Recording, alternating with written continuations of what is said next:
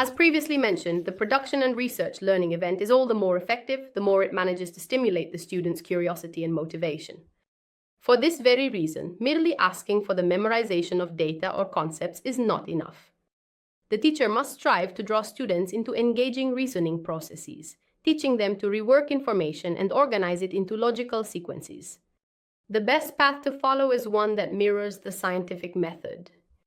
So, starting from a question, a problem, or a project, students should be guided to formulate hypotheses, test them, and reach the final goal, the solution. Let's take a look together at 3 fundamental principles that can assist the teacher when formulating the question or problem to present to the class. First point, activation of prior knowledge. It's always best to propose questions, problems, and projects that are appropriate to the class's level of knowledge.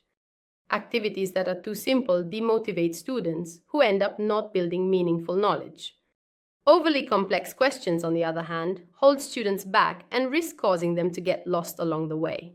Second point, specificity of encoding.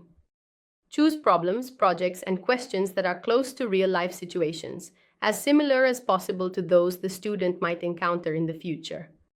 This facilitates the future retrieval of prior knowledge. Third and final point of focus, knowledge processing. Questions should be formulated in a way that activates reprocessing. It's important to place them in a concrete scenario to stimulate reasoning. An example? Well, instead of asking the student to study how heat regulation mechanisms work in the human body, it's better to frame a real-life situation. You're playing tennis, your face is red, and you're sweating. How can you explain these phenomena? What can you do to reduce them? The initial questions can be embedded within pedagogical frameworks that help structure the development of the activity. The most relevant ones in our case are definitely problem-based learning, inquiry-based learning, project-based learning, and challenge-based learning. The difference between these models lies mainly in the starting input. Problem-based learning starts from a practical problem.